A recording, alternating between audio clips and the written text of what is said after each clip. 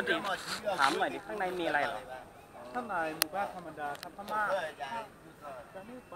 โลนึงอ่ะไทยอ๋อเข้าไปจะเป็นประเทศไทยอยู่ประเทศไทยครับประมาณโลนึงขึ้นไปโลนึงขึ้นไปบนเนินอ่ะนะประเทศไทยแล้วก็ขึ้นไปโลนึง2 กิโลก็ขายโลนึงพม่าโลนึง2 กิโลไปในหมู่บ้านเลยเขาอนุญาตให้ขับรถขึ้นไปอยู่ใช่ไหมไม่ได้ครับอ๋อไม่แล้วเห็นตะกี้ที่เขาขับไปเราก็เนี่ยไปมามีใบรับรองอ๋อไอ้กิโลนึงที่เหลือนี่คือไม่ไปแล้วของคนไทยไปไม่ได้ใช่ไหมใช่ถ้าบางโดเนี่ยขึ้นไปได้ถ่ายรูปอะไรเนี่ยจะดูอะไรก็ได้อ๋อแต่ห้ามขับรถขึ้นไปใช่เดี๋ยวนี้มีพวกอาหารทะเลอะไรมาขายไม่มีครับไม่มีทะเลที่นี่ก็มีทะเลก็มีอยู่มิลิตอยู่มิลิตก็มีทะเลต้องเอาเข้ากันทางไหนเหรอหรือว่าไปทางนี้เหมือนกันก็มีเส้นเดียวกันเข้าออกได้เลยถ้าตรงนี้ยังไม่เปิดอาเซียนที่ถ้าเปิดอาเซียนแล้วก็เข้าไปได้หมดรอเปิดอาเซียนเข้าไปเที่ยวคงจะสนุกน่าดูเลยใช่ขอบคุณครับ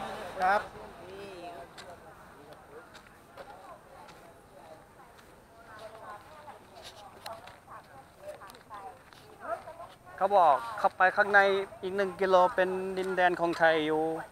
เลยไปอีก1 กิโลเป็นครึ่งหนึ่งของไทยกับพม่าแล้วเขาไปถ่ายรูปได้แต่ไม่ให้เอารถเข้าไป1 กิโลเดินเอาเองโอ้โหตายเดินไปทำไมวันนี้ครับเราไปเที่ยวต่างประเทศเราคุยกันรู้เรื่องแล้วตะกี้คุยกันรู้เรื่องเขาพูดไทยชัดกับคนบางคนที่เป็นคนไทยไปได้1 กิโลนี่ไงคนเดินไปถ่ายรูปกันเยอะเหมือนกันเนี่ย1 กิโลที่ว่าก็คือข้ามเขาลูกนี้ใช่ไหมใช่ต้องข้ามแหละ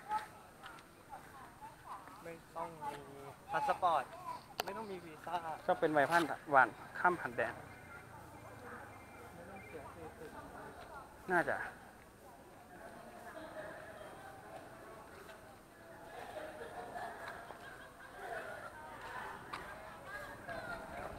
ระฆังศุลกากร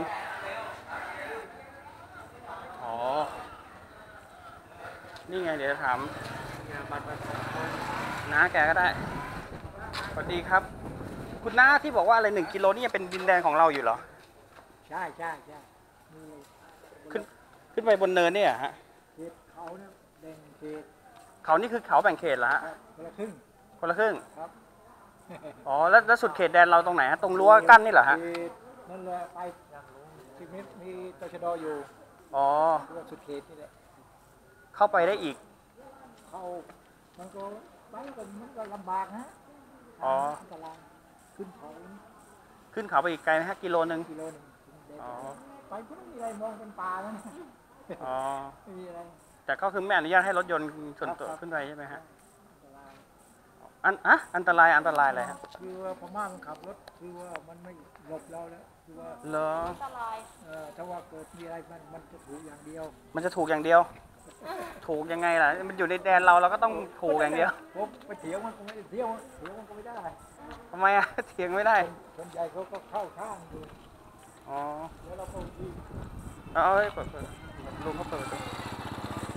เขาจะลงมาได้สบายแต่เราขึ้นไปลำบากทำไมเขาเข้าประเทศเราเขาเข้าประเทศเราง่ายแต่เราเข้าไปประเทศเขาเนี่ยนัดเจ้าที่ที่ไปยังต้องขออย่างเขาเดินเข้ามาอิสราเอลเลยแล้วนี่เขาต้องทำบัตรข้ามผ่านแดนไหมฮะหรือไม่ต้องมันมีบัตรประจำอยู่จะออกบัตรตมจะมีใบแค่1 กิโลนี่รถเฉี่ยวกันเขาก็บอกว่าเขาถูกอย่างเดียวเลยเหรอฮะแต่เข้ามานี่เรามีเรื่องไม่มีเราต้องปิดเลยเฮ้ยมีวัยรุ่นมันนั่งทะเลาะอะไรกันเลยเนี่ย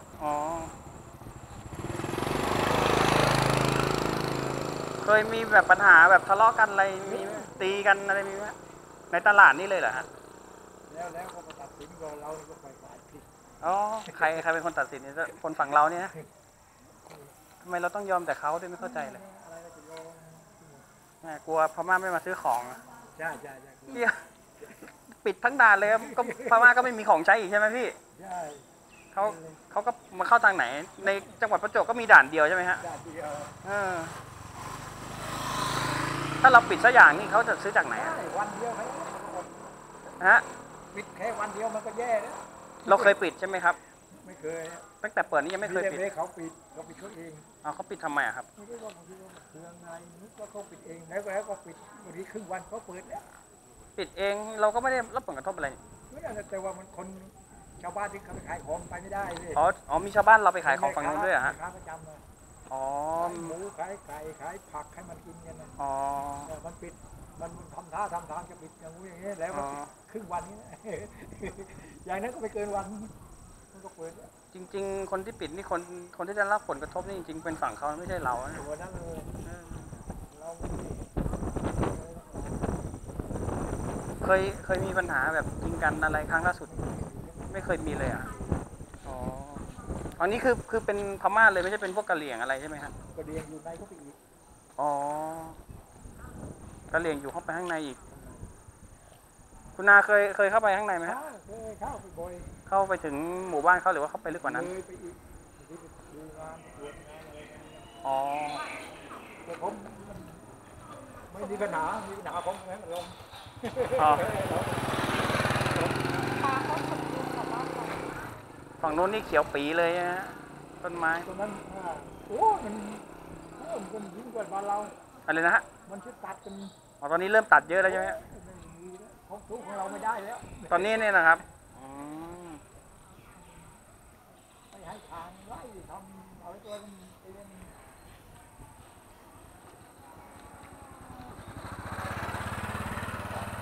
เขาขี่เข้าขี่ออกกันแบบเป็นเรื่องปกติเลยนะ ใช่เราไม่ได้เราไปปุ๊บมันปุ๊บทีไป30มันเก็บค่าคน30 ค่าเข้า มึงจะไปกี่เที่ยวกี่หนก็ตามใจที่เขาไปเปิดไม่ได้ที่นี่นะ อือฮึ ไปเปิดก็ได้ไม่ให้มันลงก็ได้ แฟนอย่าไปยืนตรงนั้นนี่เขาขับมันลำบาก เราให้มันทำมาหากินเราอนุโลมให้แต่มันไม่อนุโลมให้เราดิ อืม เรานี่ยินดีมึงจะขึ้นจะลงจะอย่างไร ครับ ถ้าไออาเซียนเปิดนี่ที่นี่เขาจะเปิดด้วยไหมครับ เปิดครับผู้ว่านี่ผู้ว่าไปมาริดตัวเนี้ย อ๋อตอนนี้ผู้ว่าอยู่มาริดเหรอครับ ไปเมื่อเช้าเนี่ย อ๋อยังไม่อ๋อ เรื่องเปิดด่าน อ๋อ ผู้ว่ามันรัก